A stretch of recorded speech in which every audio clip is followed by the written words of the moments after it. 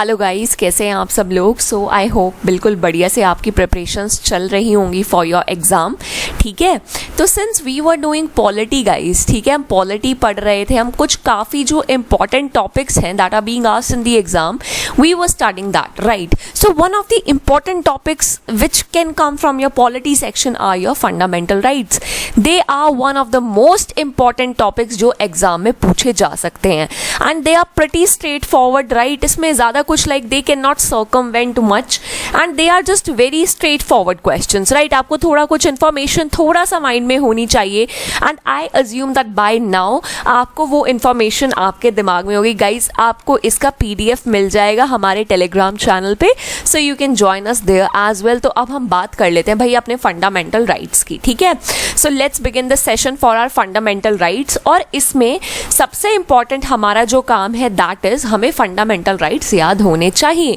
Now before proceeding further, before starting with everything, let's begin with some important facts, right. अब guys हमें पता है like जरा comment section में बताना कि how many parts do we have in the Indian constitution, कितने parts हैं हमारे। सो हमारा जो ये है ना fundamental rights, so fundamental rights हैं ये हमारे थर्ड पार्ट में आते हैं of the Indian constitution. Paper में डायरेक्ट क्वेश्चन आता है that like they will give you 4 statements regarding fundamental rights and they will ask कि इनमें से कौन सा statement is not correct, okay.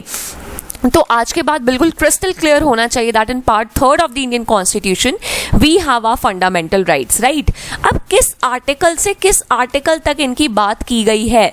So from article 12 to article 35 हमारे fundamental rights होते हैं। Part 3 of the Indian constitution article 12 to 35। Now what is the source, हमने बताया था that we have borrowed our Indian constitution, right, काफी sources से। So what is the source for this fundamental right, that is your constitution of USA। वहां bills of rights है, तो ये हमारा सोर्स ऑफ मोटिवेशन बना। We also thought of introducing fundamental rights in our constitution. This is also called the Magna Carta of the Indian constitution. Plus one very important thing is that it is justiciable in nature. Guys, justiciable का मतलब that you can approach the courts directly कि हमारा ये जो right है it is being violated and they will say okay let us see to that, ठीक है। तो that is justiciable that you can go to any court, right. अगर आपको लगता है कि आपका कोई भी राइट वायलेट हो रहा है so you can just go there, okay. उसके बाद लिमिटेशंस। अब नाउ ना ये स्टेटमेंट गाइज बहुत इंपॉर्टेंट है। ये पूछते हैं कि फंडामेंटल राइट का बेनिफिट क्या है। सी गाइज, गवर्नमेंट जो है they can make any policy, right, but the government should make decisions keeping in mind the fundamental rights of the people. तो ये क्या करता है, ये लिमिटेशन पुट कर देता है on the tyranny of government. Means government can not take any decision as to what they want. They have to keep in mind the kind of fundamental rights that have been bestowed on us by the Indian Constitution, ठीक है। Now this statement is very very important, promotes the ideals of political democracy, ठीक है। आपको ना ये चीज दिखेगी, political democracy, social democracy, economical democracy। So हमारा जो fundamental rights है ना guys, they promote this scenario, this part, ठीक है, this aspect, political democracy। तो ये हमें पता होना चाहिए। अब अगर मैं क्वेश्चन पूछूं at present how many fundamental rights do we have, so at present you will answer. Now for those who are preparing for AFCAT guys, देखिए आपके पेपर में ज्यादा डिटेल में नहीं पूछेंगे but this basic knowledge is also expected from you, right. कि 6 fundamental rights तो हमें पता होने चाहिए ना कि 6 हैं, उस पर बस फर्क इतना आ जाता है, दे विल से 5, 4, 6 एंड इसमें आपको प्रॉपर थोड़ा सा इन डेप्थ पूछ लेते हैं CDS में। सो 6 फंडामेंटल राइट्स हैं हमारे, बट इनिशियली कितने थे। Now this is where the question can begin. So there were 7 fundamental rights। और कौन सा right है जो हटाया गया, so that is very important। So that was your right to property। Initially one of the fundamental rights was this one as well, but उसके बाद हमने क्या किया, हमने इसको हटा दिया, ठीक है। तो ये कौन से आर्टिकल के तहत आता था, आर्टिकल 31 के तहत आता था।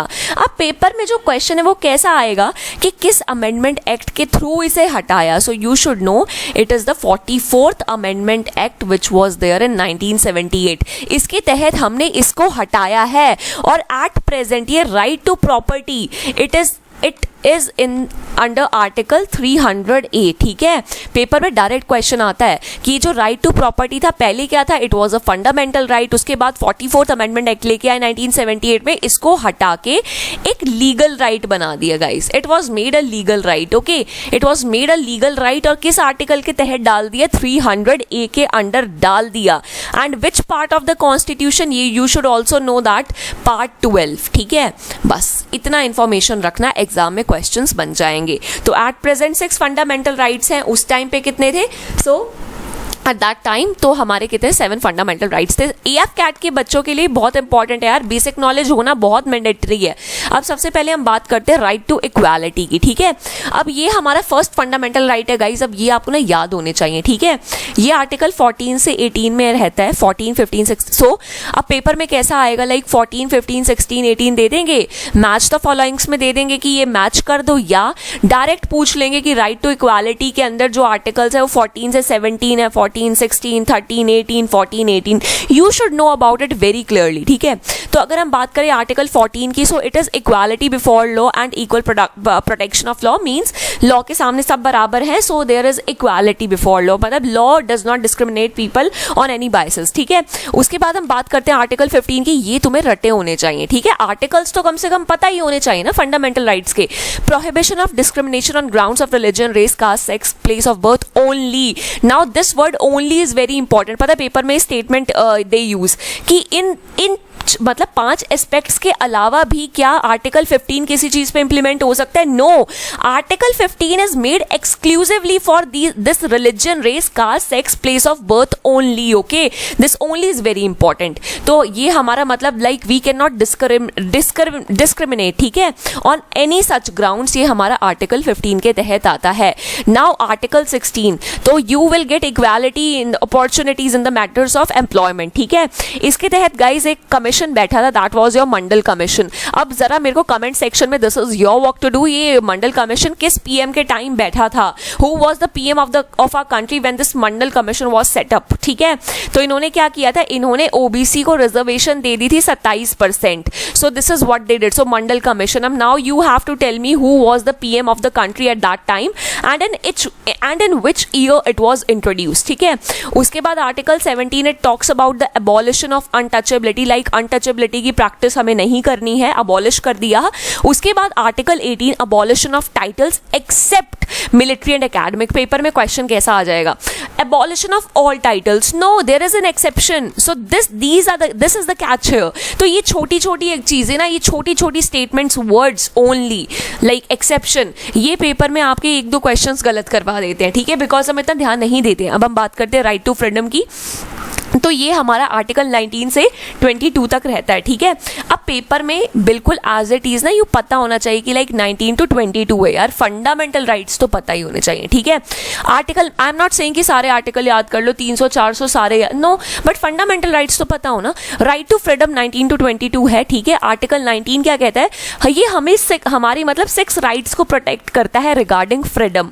दैट इज अ पेपर में ये आएंगे, दैट इज कि आर्टिकल 19 में इनमें से कौन सा टॉपिक नहीं है। So speech and expression, assembly, association, movement, residence, profession, ठीक है। इन 6 चीजों को ये कहता है कि हम आपको इन सब चीजों में फ्रीडम देंगे टू अ सर्टेन लिमिट, तब तक देंगे। देखो गाइस, ये होता है कि हमेशा ही इसमें फ्रीडम मिलेगी, नो।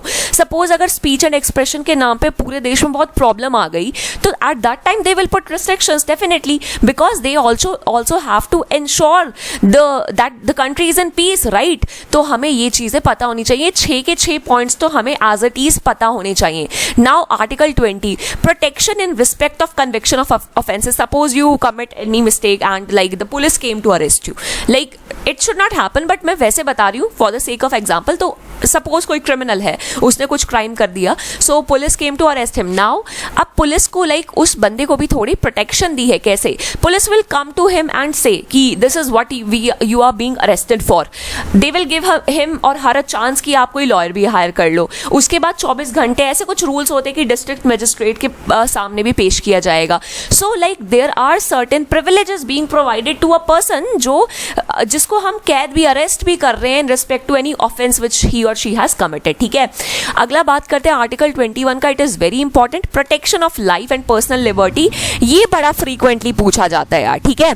उसके बाद हमारा आता है article 21A। Now this is very very important, how, because it ensures, it gives the right to elementary education.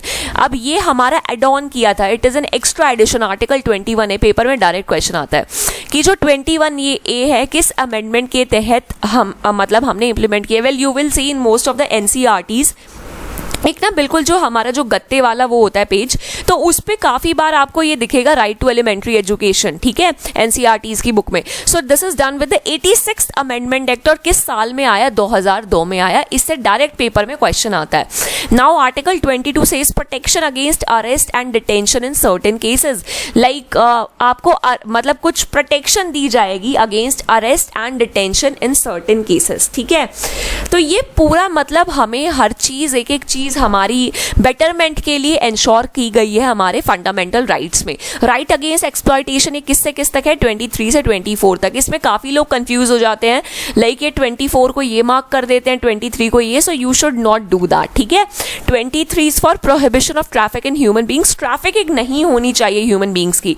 Article 24 says की एम्प्लॉयमेंट नहीं होनी चाहिए चिल्ड्रंस की इन फैक्ट्रीज और एनीवेयर, ठीक है। और मुझे बताओ कितनी एज से कम के बच्चे are not eligible for employment? ये चीज आपको मुझे कमेंट सेक्शन में बतानी है। Now right to freedom of religion. अब डायरेक्ट यू कैसे क्वेश्चन में आता है, लाइक 25 to 28 है, 26 to 27 समथिंग लाइक दैट, ठीक है। तो right to freedom of religion में क्या दे रखा है? Article 25 freedom of conscience, free profession, practice and propagation. 3P profession, practice, propagation. आप प्रोफेस कर सकते हो, आप उसे प्रैक्टिस कर सकते हो, प्रोपगेट कर सकते हो अपने रिलीजन को। सो this is the right, this is the freedom you have been given. Article 26, what does it say? Freedom to manage religious affairs. You can manage your own religious affairs. State is not going to come and like वो कोई impediment नहीं create करेगी। उसके बाद हम बात करते हैं आर्टिकल 27 की। आपको कोई टैक्सेशन नहीं करना पड़ेगा कि for any promotion of any religion, like you don't have to pay taxes for that. Article 28 says freedom from attending religious instructions in certain educational institutions. मतलब ऐसा नहीं है कि अगर कोई मतलब कोई एजुकेशनल इंस्टीट्यूशन कोई रिलीजियस प्रोग्राम चला रहा है सबको अटेंड करना जरूरी है। No, it's their free will. They want to come, they can come, they don't want, they can not, ठीक है। So it's up to them. So बहुत सारी protection, so many things have been given.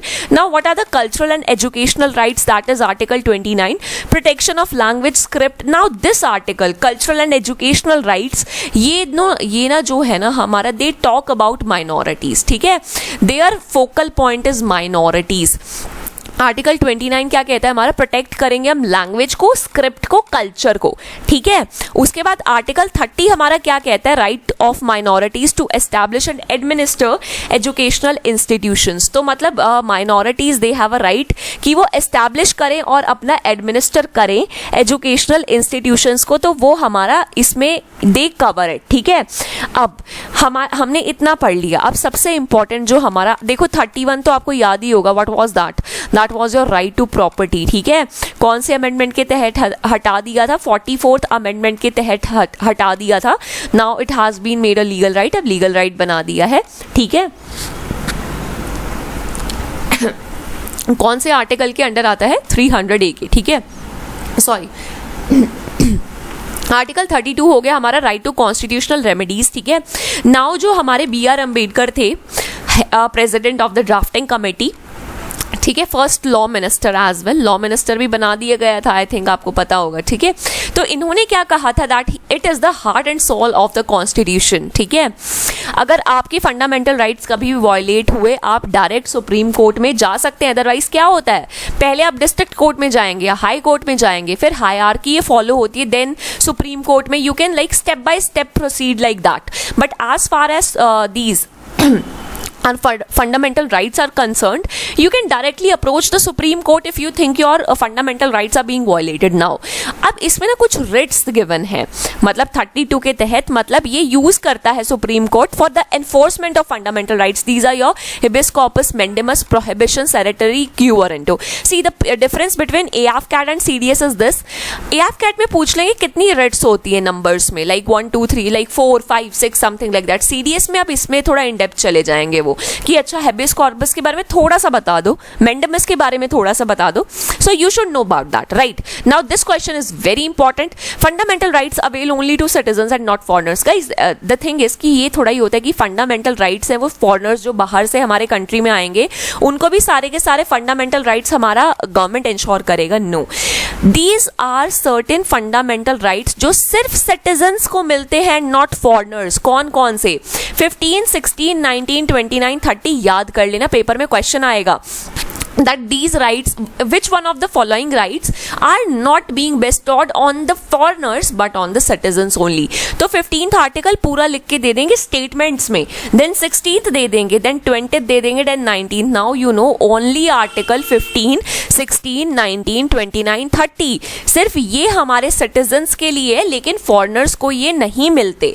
बाकी जो fundamental rights हैं वो हम foreigners को भी देते हैं, बट ये हमारे they are just confined to the citizens only. ठीक है गाइज? तो और एक और चीज, तो हमें इतना हमें पता लग गया. ठीक है, now what you have to do is that हमें बिल्कुल बढ़िया से इसको प्रिपेयर करना है. तो ये चीज, और गाइज मेरे को ना आपसे एक चीज पूछनी थी. जो हम लिखते हैं ना माइनॉरिटीज दो बेसिस पे लेते हैं हमारे कॉन्स्टिट्यूशन में. क्या आप मुझे बता सकते हैं like on what to basis like minorities have been taken? एकदम मेरे दिमाग में ये क्वेश्चन स्ट्राइक आउट किया. Like religious minority, linguistic minority, what sort of minorities मतलब they are talking about? You should know about it, right? तो आप वो मुझे लिख के बताना. ठीक है guys, we have already begin our AFCAT 2 course. If any one of you who is appearing for AFCAT they want to join us in this journey, so they can definitely join us. ठीक है, the classes have already begin from 20th Feb and we have covered a lot of topics, so if you want to join kindly join us. So guys, thank you so much. आप बढ़िया से अपना तैयारी करो. See, fundamental rights ना आज पूरे हो जाने चाहिए. ठीक है, and these videos are not exclusively for CDS. If even हम जैसे कहते हैं ना AFCAT के लिए हम क्या पढ़ेगा, इस थोड़ी थोड़ी बातें तो हमें ये भी पता होनी चाहिए ना AFCAT के पर्सपेक्टिव से भी. तो अगर आपके पास AFCAT 2 के लिए इतना टाइम है, तो अगर if you can proliferate your knowledge in this time only, so there is no loss, right? अगर हमारे 2-3 क्वेश्चन एक्स्ट्रा इसी नॉलेज से बन गए, so there is no loss during the exam. ठीक है, सो बढ़िया से पढ़ो एंड लेट्स प्रिपेयर वेल. और अगला जो लेक्चर है उसमें हम डिस्कस करेंगे DPSP and fundamental duties. Guys, so take care, बढ़िया से तैयारी करो. PDF I will provide in the Telegram group. Okay, thank you so much guys.